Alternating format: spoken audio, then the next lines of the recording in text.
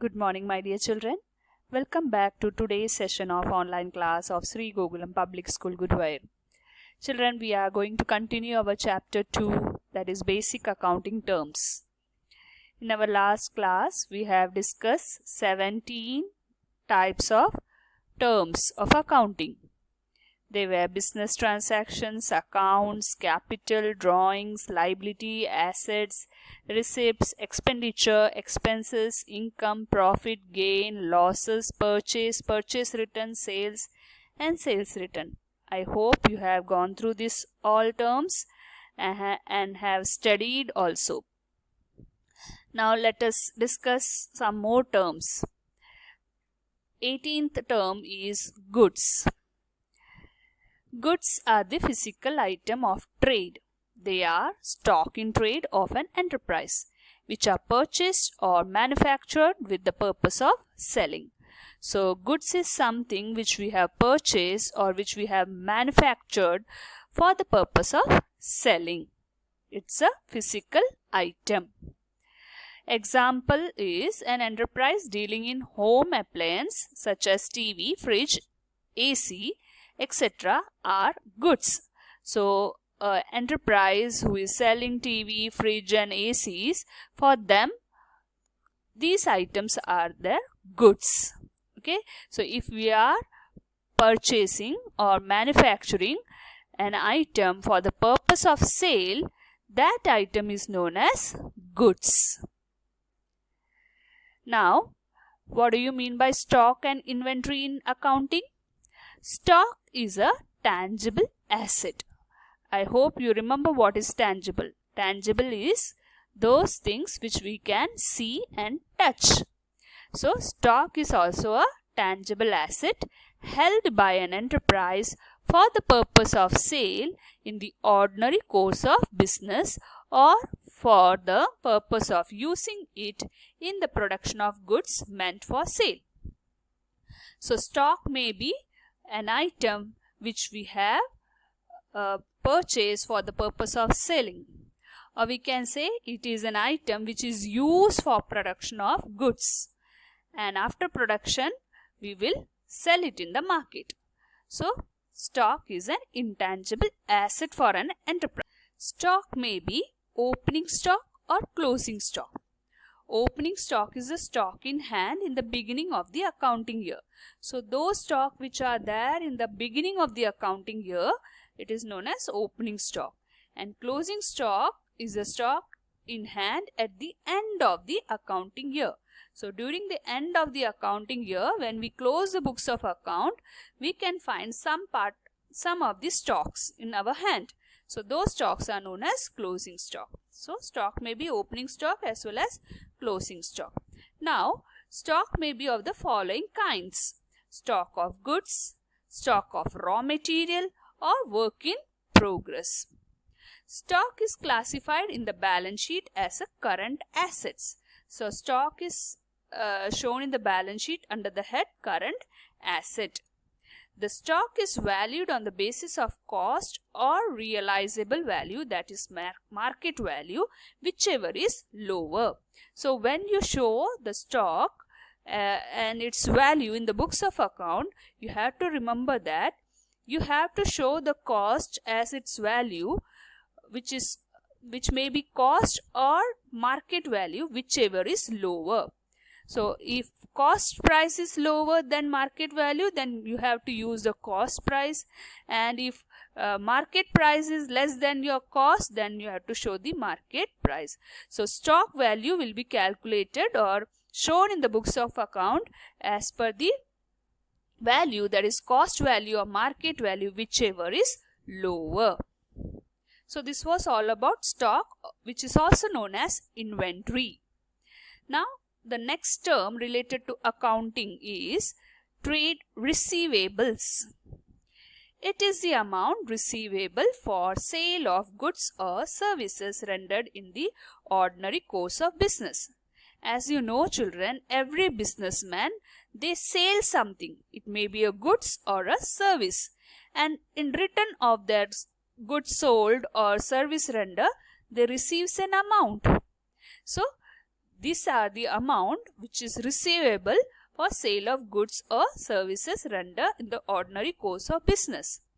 So we have not yet received this amount. It is receivable. So within 1 year, this amount we will receive. Trade receivable is a sum total of debtors and bills receivables.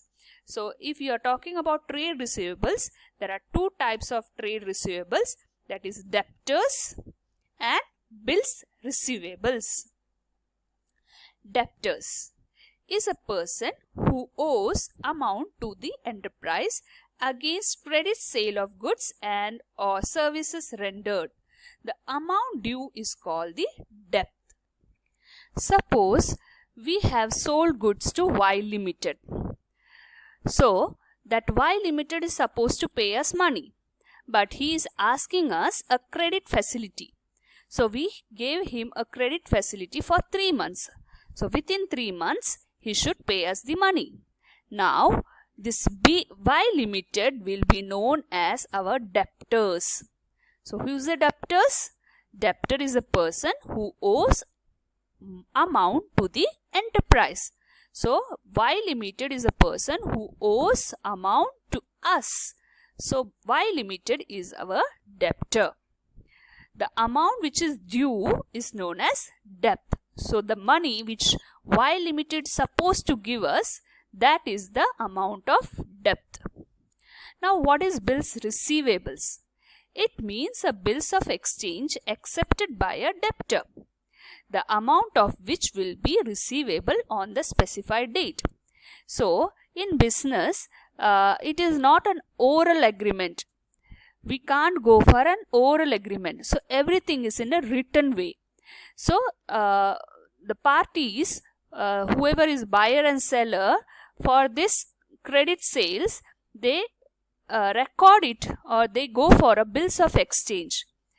So this bills of exchange is accepted by a debtor who promises, or we can say he in an instrument in this bills of exchange, which it's an instrument in which this debtor agrees that he will make the payment of the credit sales on a specified date.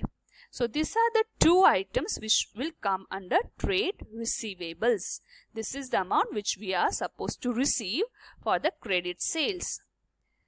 Now what about trade payables? It is the amount payable for purchase of goods and services taken in the ordinary course of business. Suppose our business have purchased goods from A Limited and we have purchased some raw materials from this A Limited.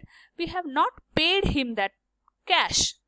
We agreed that within 4 months we will make the payment for the purchase of that raw materials. In such case, we are that A Limited is known as our creditors. So if we are supposed to pay money to the third party, then that person will be known as our creditors. So trade payables is the sum total of creditors and bills payable. Who is this creditor? Creditor is the person to whom an enterprise owes amount against credit purchases of goods and services taken. So as I gave you an example, A Limited is a person from whom we have made a credit purchase. Okay, so A Limited is our creditor. Bills payable means the bills of exchange accepted by the person or enterprises, the amount of which will be payable on the specified date. So in this case also, our company and A Limited, with we are the buyer and seller for credit purchases. So here also a bills of exchange, that is a written document, is signed between our company and A Limited stating that we will make a payment of this credit purchase within 4 months. So that is the specified date. So this is the two items related to trade payables. Here we have to pay somebody for the credit purchases made by our enterprise. The next term is cost. Cost is the amount of expenditure incurred on or attributable to a specified article, product or activity. So, while producing some article or product, whatever expenditure we have incurred, that amount is known as cost.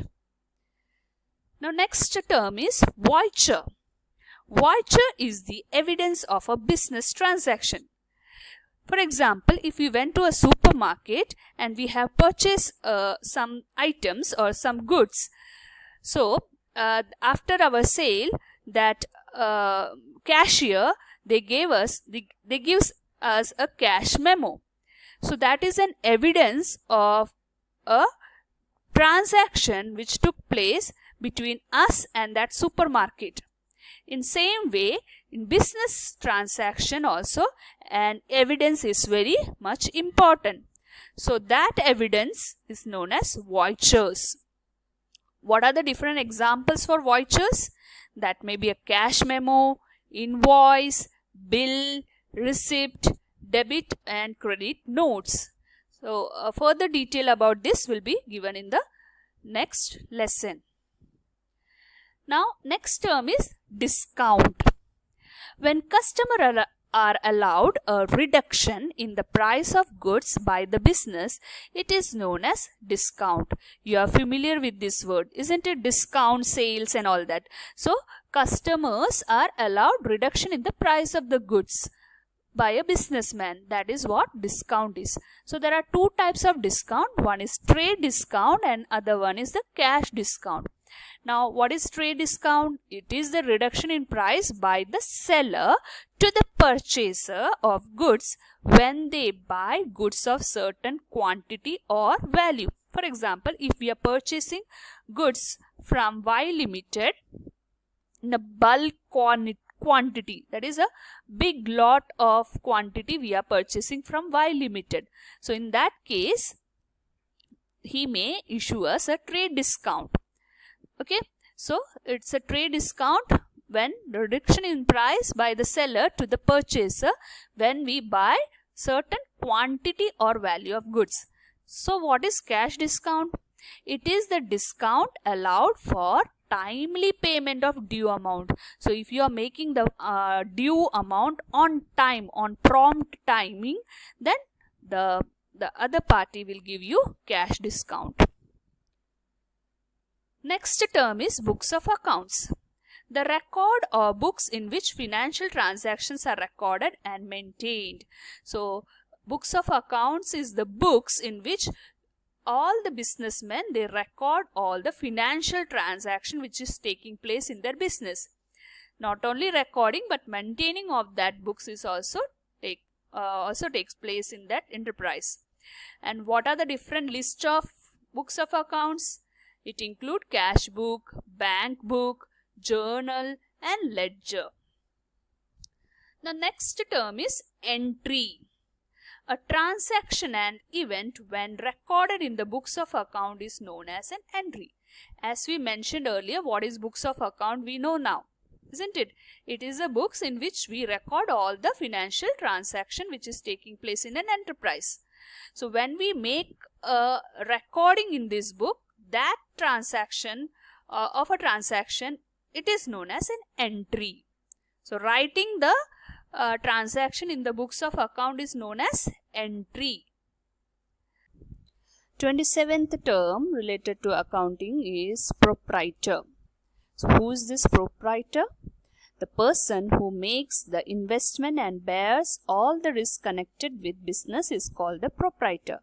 So proprietor is a person who have invested his capital in the business and he is ready to bear all the risk related to his business.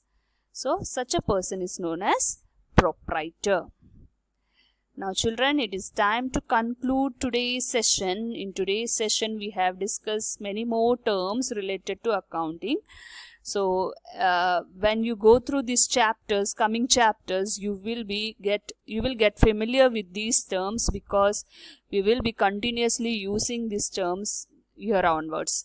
So I hope you will go through these words and attend the test paper related to this topic. Meet you in the next session with some more accounting terms.